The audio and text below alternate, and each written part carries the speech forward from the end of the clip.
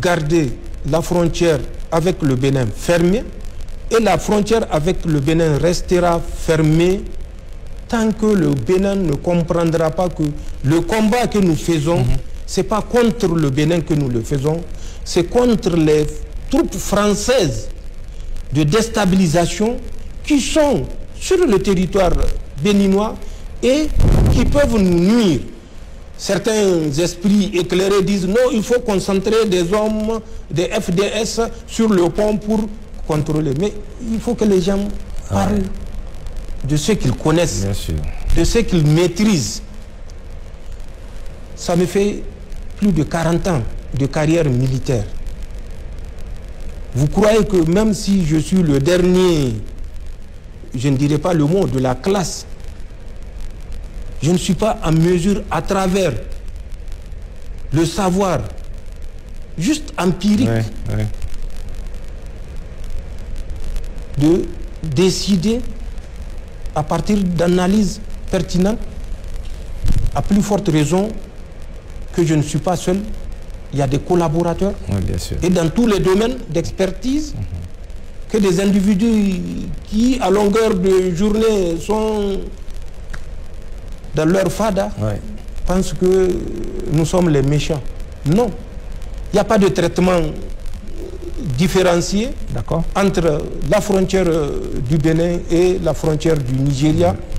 Je l'ai dit par rapport au Nigeria, les points de méfiance que nous avons vis-à-vis du Nigeria ou des autorités du Nigeria par rapport à des actes précis qui ont été posés, que je viens de vous citer, les mêmes reproches que nous faisons au Bénin. C'est tout. Il n'y a pas de traitement différencié. Mais je dis, tant que le Bénin continuera, ou Patrice Talon et ses collaborateurs continueront à jouer le jeu de l'Autriche, nous ne sommes pas prêts à jouer le jeu de l'Autriche. Parce que nous sommes dans le réel. Nous ne sommes pas dans le virtuel.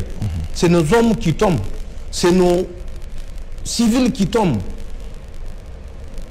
Et c'est nous qui passons des nuits d'insomnie par rapport à ce qui se passe, par rapport au sacrifice de nos hommes, qu'ils soient militaires ou civils. Et c'est ça qu'on voulait éviter au Bénin, et c'est ça qui est malheureusement arrivé au Bénin, où c'est près de 70 militaires qui ont été massacrés. Tout simplement pour mettre en place du matériel au profit des auxiliaires de cette guerre-là. Voilà ce qui se passe, et voilà la réalité, et voilà l'objet qui fait que nous sommes considérés comme étant la bête noire, les empêcheurs de tourner en rond. Ça n'a rien à voir avec l'état d'empêcheur de tourner en rond. Nous ne voulons pas justement tourner en rond, c'est pourquoi nous agissons de cette façon. Monsieur le Président, au regard de tout ce que vous avez développé depuis quelques minutes au cours de cet entretien, il s'agit ainsi véritablement d'un acharnement de la France et de ses complices contre le Niger et ses institutions. J'ai alors à ce niveau 3 petites questions.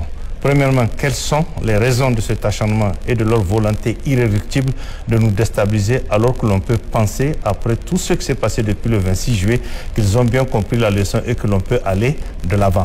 Deuxièmement, Monsieur le Président, avons-nous, en ce qui nous concerne le Niger et la Confédération AES en général, une réponse et une stratégie commune pour y faire face?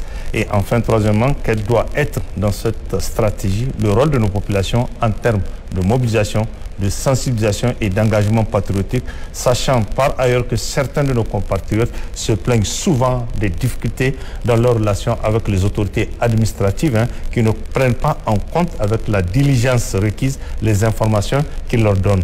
Exemple fréquent, souvent ils contactent l'administrateur délégué qui demande de contacter le gouverneur ou le préfet et vice-versa. Monsieur le Président. Vous me faites sourire. Quand j'entends les dernières conclusions, je vois un profane qui parle d'un domaine vraiment pour lequel il est totalement profane. L'acharnement de la France pour reprendre vos mots et qui sont justes, tire son essence des facteurs culturels, civilisationnels et historiques. Cette même France, rappelez-vous, c'est la même France qui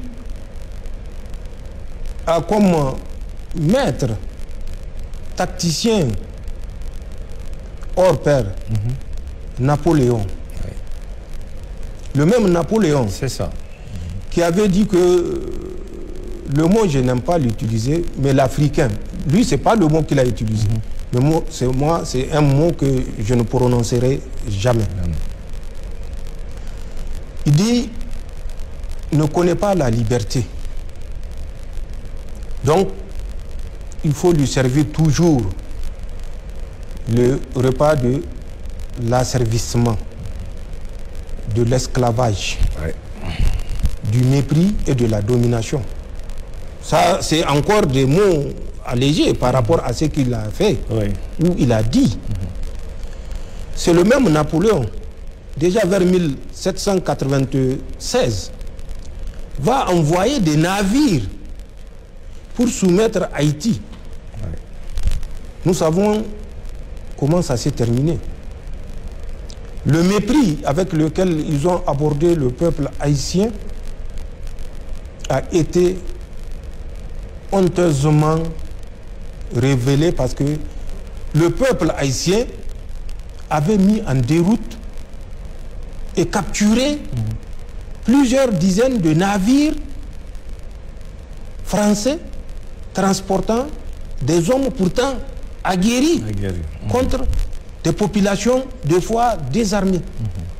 Mais c'est le patriotisme, la dignité qui avait pris le dessus. Et vous vous rappelez le sacrifice que Haïti a consenti pour racheter, malgré cette victoire militaire, mais pour racheter leur indépendance. Pour ceux qui ne le savent pas, ils n'ont qu'à consulter les documents d'histoire. Après Napoléon, venons plus proche de nous.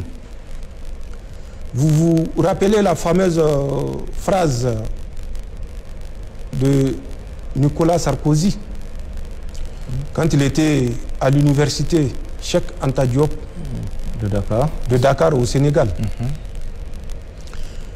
Le drame de l'Afrique, c'est que l'Afrique n'est pas suffisamment rentrée dans l'histoire.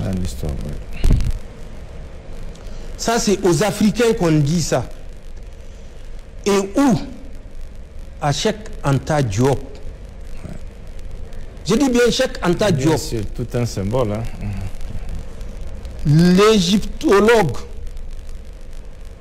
le plus reconnu, qui malgré l'impérialisme, l'imposition, l'omerta impérialiste, a démontré que l'Égypte est une civilisation d'un mot que je dis je ne vais jamais utiliser. C'est ça. C'est l'insulte suprême qu'on puisse faire à un peuple. Se tenir dans un temple comme Cheikh Anta Diop et dire que l'Afrique n'est pas suffisamment entrée dans l'histoire. Mais qui est l'histoire? Ça reflète l'ignorance tout simplement. Parce que s'il sait ce que c'est l'histoire ou le mot histoire, il ne peut pas les dissocier de l'Afrique. Il y a plus de 5000 ans, au moment où leur arrière-ancêtre venait en Égypte apprendre les sciences, l'astronomie et toutes les autres sciences. Cette même Égypte, civilisation qui a laissé des traces aujourd'hui à travers les pyramides et que ces forces néocolonialistes ont cherché à camoufler le lien historique entre ces architectures monumentales aux civilisations africaines. C'est dans ce même temple que Sarkozy va dire que l'Afrique n'est pas suffisamment rentrée dans l'histoire. Plus proche de nous encore, il faut suivre Emmanuel Macron. Oui, bien sûr. Qu'est-ce qu'il a dit? Ça, c'était au Burkina. Même pas au Burkina, avec ça, je considère ça comme un incident mineur. D'accord. Parce que si Marc Kaboré ne l'avait pas reçu, avec tous les égards, il n'aurait pas pu dire à Marc que c'est lui l'électricien en s'adressant devant des étudiants burkinabés et qui ont malheureusement applaudi. Pour vous dire de ce qui se passe en Afrique. Je parlerai plutôt d'un autre qui est d'actualité, Emmanuel Macron. Quand il était parti, toujours à Bruxelles, par rapport à la demande de conciliation, où il avait dit « Ne vous mêlez pas de ce qui se passe entre la colonie nigérienne et la France. Le Niger nous appartient. Nous sommes seuls à décider de la solution. » C'est pourquoi je dis c'est civilisationnel. C'est culturel. Encore en 2023, décembre, un autre brillant Français a dit, je cite, « C'est le petit stupide ». J'ai dit, je répète, c'est le petit stupide d'Emmanuel Macron qui a ouvert les yeux aux Africains. Petit stupide, Emmanuel Macron qui a ouvert les yeux aux Africains. Si jamais nous perdons ces colonies, nos fils, nos petits-fils iront en Afrique chercher leur subsistance. La migration va changer de direction. L'Union européenne, à côté de la France, doit faire en sorte que cette vision africaine échoue. C'est ce qu'il dit. Et elle va plus loin. Cette vision, nouvelle vision des Africains de l'AES doit échouer. Le Niger, le Mali, le Burkina, s'ils réussissent, d'autres suivront. Il faut que Emmanuel Macron parte, ça je suis d'accord avec lui, même si c'est avec regret.